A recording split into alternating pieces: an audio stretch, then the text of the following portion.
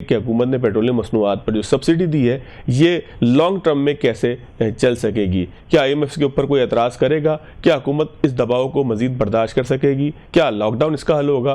क्या सूरत हाल बनेगी आने वाले दिनों के अंदर, इसका जायज़ा लेंगे। साथ साथ IMF प्रोग्राम के अंदर रीनेगोशिएशन के क्या इम्कानात हैं, इसका भी सवाल पूछेंगे। मेरे साथ मौजूद है खाकान नजीब साहब, माहिर मईशत है। खाकान साहब, बहुत शुक्रिया आपके वक्त का। खाकान साहब, हुकूमत पेट्रोल की कीमतों को कंट्रोल कर रही है शहबाज शरीफ साहब के बकौल कि वो जो है सब्सिडी दे रहे हैं या अपने अखराजात कम करके कुछ पैसा यहाँ पर डाल रहे हैं कि जिससे पेट्रोल की कीमतों को कंट्रोल किया जा सकेगा।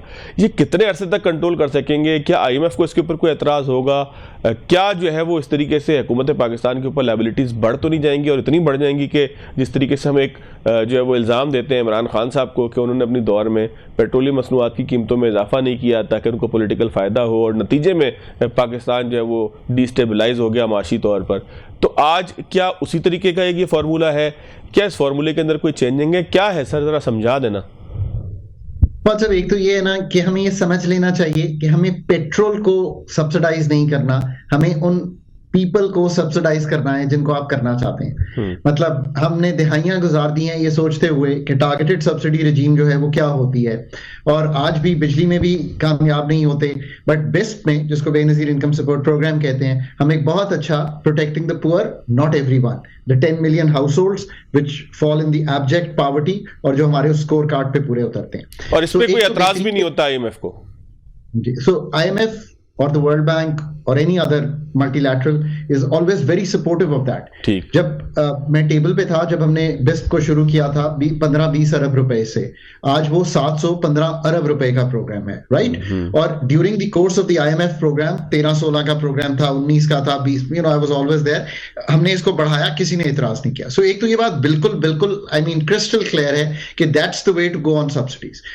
अब ये हुआ है कि ये जो इस वक्त 105 रुपए PDL है, ये भी याद रखिए कि you have to be very specific. इस वक्त सब्सिडी है डीजल पे, net of the development levy, so be very clear on that. और जो पेट्रोलियम प्रोडक्ट्स है उस पे अगर PDL 105 प्लस 20-25 इंपोर्ट ड्यूटी तो 125 रुपए है, उस पे शायद 70-80 रुपए बढ़ा था। सो नेट ऑफ नेट अभी भी जो स्टेट है वो गेनर है उसमें। सो एक तो इसको हमें क्लियर करना है। पर ये जो कीमत का प्राइस पास थ्रू है, ये स्टेट्स इसलिए नहीं करती कि वो सोचती हैं हेडलाइन इन्फ्लेशन बढ़ जाएगी, house hold real income impact हो जाएगी, second round effects, transport, food prices. ये बात काफी हद तक ठीक थी अगर तो ये 2-3 हफ्ते की बात होती। आप 125 अरब रुपया एब्जॉर्ब कर चुके हैं तो आप इस चीज से गुजर जाते। बात यह है कि आई थिंक नेक्स्ट राउंड में कुछ कीमत का तयन करना पड़ेगा जो प्राइस पास थ्रू हो, और रिक्शा को, चाहे वो पब्लिक ट्रांसपोर्ट हो, चाहे वो मोटर बाइक हो, चाहे वो 800 सीसी गाड़ी हो, ये चीजें मुझे इसलिए मालूम है कि हमने कोविड में एग्जैक्टली यही किया था। इनको डायरेक्ट डिजिटली सब्सिडी या 15 लीटर, मतलब मैं एक मिसाल देता हूं, मेरा ये ख्याल है 15 लीटर आप बैठ के उसको कर सकते हैं पर वीक, कितना करना चाहते हैं, एक डायरेक्ट 50 रुपए या जो भी कम करना चाहते हैं वो दे सकते हैं आप। सो एक तो ये बात बिल्कुल, that's the way to cost reflective pricing to Fawad is a great anchor, earns a lot of money, but to the rickshaw वाला, द ट्रांसपोर्ट वाला which is doing public transport, you do that. अच्छा, अब इससे एक और चीज बड़ी होती है, फवाद का मैं रोकना चाहता हूं डिस्क्रेशनरी ट्रैवल। क्यों रोकना चाहता हूं? वो 3 दफा ना जाए सामान खरीदने, वो दफ्तर कम आए, वो वर्क फ्रॉम होम करे, वो यही जो मुझसे रिकॉर्डिंग कर रहे हैं घर बैठ के करें। So it will make him, because petrol इतना महंगा है, सो जो चैनल भी है आपका वो कहेगा कि आप ये काम करें, because you will be asking for a high. So मैं आपका बिहेवियर चेंज करना चाहता हूं। There are lot of aspects, it's just not that simple. और मैं अब भी समझता हूं कि जहां पे खड़े हुए हैं, the biggest measure you have, always remember this, is demand side management. Supply side will not ride this, because even अगर अगले 1-2 हफ्ते में de-escalation continue करती है, which one really hopes, फिर भी प्राइस को वापस आते हुए ब्रेंट दुबई का हम लेते हैं, हम वो $130 पे है इस वक्त, उसको वक्त लगेगा। So I think that's the thing. Holding pattern में से गुजर गए हैं, अब थोड़ी सी कीमत एडजस्ट करें, थोड़ा सा बैलेंस ऑफ पेमेंट्स को सेव करें and then move from there. पर सबसे ज्यादा डिमांड मैनेजमेंट करें, जिसके प्रपोजल्स आई थिंक अब हुकूमत को स्मार्ट लॉकडाउन की तरफ भी सोचना एटलीस्ट जरूर चाहिए। लेकिन सर एक सवाल ये पैदा होता है कि टैक्सेशन का एक मामला है, जो पेट्रोलियम लेवी है, हिंदुस्तान ने कम की है और सुना है कि वियतनाम ने बिल्कुल ख़त्म कर दी है। तो इसमें पाकिस्तान कोई रिलैक्सेशन करके कीमतों को बैलेंस कर सकता है? देखिए, जो पेट्रोलियम लेवी है वो 105 रुपए है इस वक्त पेट्रोल पे। उसमें 20-25 रुपए एक और चीज भी है जिसमें इंपोर्ट कस्टम्स ड्यूटी है। सो टोटल जो है वो 125 रुपए है। ये 1468 अरब रुपए जमा होनी है सालाना की बुनियाद पर। हम इसमें आगे हैं। हमने ऑलरेडी पीडीएल जो कि डीजल पे 80-90 रुपए थी उसको कम करके 55 रुपए किया है। बिल्कुल इसको यूज कर सकते हैं। 2-3 और चीजें यूज हो सकती हैं। 390 अरब रुपया हमारा एक कंटिजेंसी में पड़ा हुआ है, which is emergency and contingency. आप उसको यूज कर सकते हैं। That is money available to you that you can use. 100 अरब हमने डेवलपमेंट बजट से काटा है। आई एम नॉट श्योर कि ये पहले दो हेड्स जिनकी अभी बात की है ये यूज हो गए थे तो डेवलपमेंट को भी टैकल कर लिया है, because development should have been my number 3 item to cut. और फिर जो ऑस्टेरिटी मेजर्स हैं उसमें से रियल फ्लोज आने चाहिए ना कि व्हाट इज दी। अगर हमने डे 11 पर जाकर शुरू किए तो चलें, डे 11 वुड हैव मेंट कि हम जंग शुरू हुई 27-28 फरवरी को, डे 11 लाइक 10 अप्रैल को अगर हमने शुरू किए, 12 अप्रैल को शुरू किए, सॉरी 10 मार्च को शुरू किए, तो उस 20 दिन में क्या सेविंग आई है। सेविंग को रियलिस्टिक करने का बड़ा आसान तरीका जो है is the following. Finance division, जो कि I worked with the finance division, एक जारी करता है कि अगले 3-4 माह में जब तक बजट नहीं आ जाता, अप्रैल मई जून में, लेट्स से मार्च गुजार भी दें, तो क्या कटौतियां on the ERE which is your current kind of budget करना चाहिए इन 43 या 40 डिविजन्स को और 250 ऑटोनमस बॉडीज को। और उसमें से जितनी भी सेविंग होती है उसको आप इस्तेमाल कर सकते हैं in a targeted subsidy regime so that you protect the poor. Because ये बात दुरुस्त है कि ऑब्वियसली एकदम चीजों की कीमत, चाहे वो अद्वियात हो, ये भी याद रखिए, प्लास्टिक्स, अद्वियात, फर्टिलाइजर 40% ऊपर आ रहा है। ये सब चीजें रियलिस्टिक हैं जो कि हुई हैं, बिकॉज ये बाय प्रोडक्ट्स हैं किस चीज की, एनर्जी सेक्टर की। सो ये चीजें हुई हैं। इनको मैनेज करने का this is the best way. But जैसे आपने अभी जिक्र भी किया कि कुछ मेजर्स आ रहे हैं, मेरे ख्याल में सैटरडे संडे को बहुत मेजर लॉकडाउन में ले आना चाहिए। पब्लिक की मूवमेंट को बहुत कर्टेल कर देना चाहिए, एक डे फ्रॉम होम कर देना चाहिए।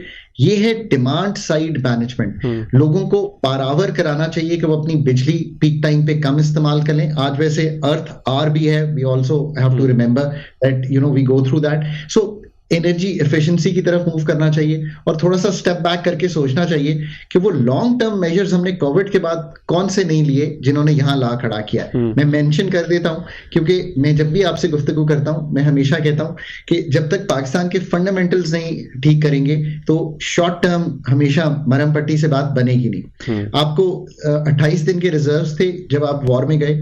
फौज साहब, कोविड के बाद ये बात यहां हो गई थी कि 60 से 90 दिन के रिजर्व्स बनाने हैं। अब आप मुझसे पूछते हैं ना कि क्यों मैं कहता हूं मैं बहुत बुलिश हूं पाकिस्तान पे। अब अगर आपने ये काम नहीं किया तो फिर आप मुझे आके कहेंगे पाकिस्तान ठीक नहीं चल रहा। पाकिस्तान ठीक चल रहा है यार। If we had made that 60 to 90 days, Japan के पास 254 दिन के जखायर थे, ठीक। India I think had 70-80 days।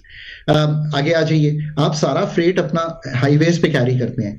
ये दुनिया में जितनी एफिशिएंट लोग हैं वो फ्रेट रेल पे कैरी करते हैं। आई मीन आपको कर लेना चाहिए था ना। मैं जब गवर्नमेंट को ज्वाइन किया नहीं तो हम तो वो लाइन ही नहीं डाल सके। वो पता नहीं ML 1 2 3 4 5 6 7 8 9 10 हो गई है, वो डलती नहीं है।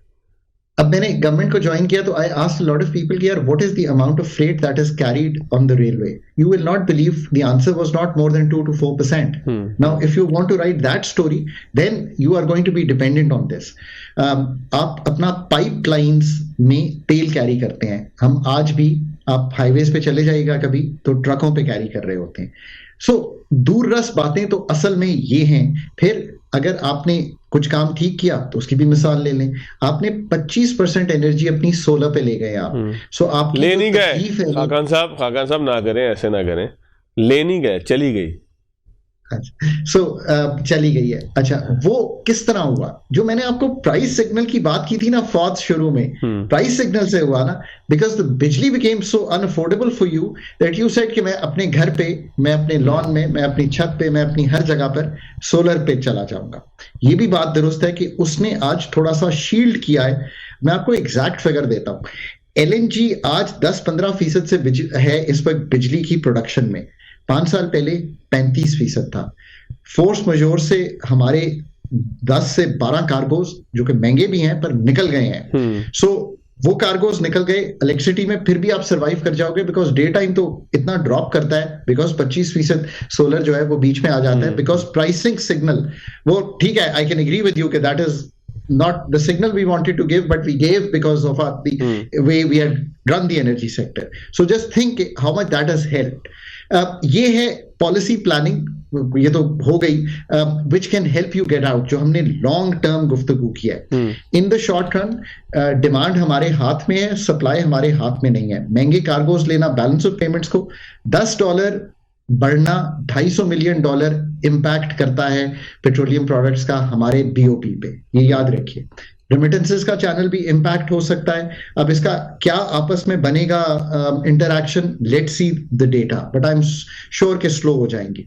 एक्सपोर्ट्स भी हर्ट हो सकती हैं बिकॉज जो अमेरिका का बायर है, जो यूरोप का बायर है, वो इस वक्त डिस्क्रेशनरी अपनी स्पेंडिंग कम करेगा बिकॉज वो $2.5 अ गैलन का तेल खरीद रहा था, आज $4 अ गैलन का खरीदा है। तो वो पाकिस्तान की बनी हुई पतलून या गारमेंट या बेड लिनन या लेदर प्रोडक्ट कम खरीदेगा। So these are the adjustments that we have to go through where the country is today. आज फिर वही मौका है कि आप जब तक अपने घर को ठीक ऑन सॉलिड स्ट्रक्चर अपने चेंज नहीं करेंगे तो ये वक्त तो गुजर जाएगा। अभी आपको एक और मौका मिला है, दुबई और बाकी के बंद होने से केपीटी में जो शिपमेंट्स वहां से गुजरती थी वो यहां से गुजर रही हैं, सो आपका वॉल्यूम बढ़ा है। Can you fix that infrastructure where ये अभी तो एक जिसे कहते हैं ना शॉक की वजह से ये हो रहा है, can that become your permanent feature? So मतलब there are opportunities also for Pakistan. Definitely there are opportunities also which can come out of this, but the hurt is also going to come not only from this, but अगर remittances का channel disturb होता है तो that can kind of hurt you as well. Pakistan में अभी जहां पे खड़े हुए हैं बहुत अच्छा मौका है कि हम अपने घर को दुरुस्त करें ताकि एडवांटेज ले सकें अगर कोई नई इन्वेस्टमेंट फ्लोज कम होते हैं मिडल ईस्ट में और मिडल ईस्ट का एक नया खाका सामने आता है।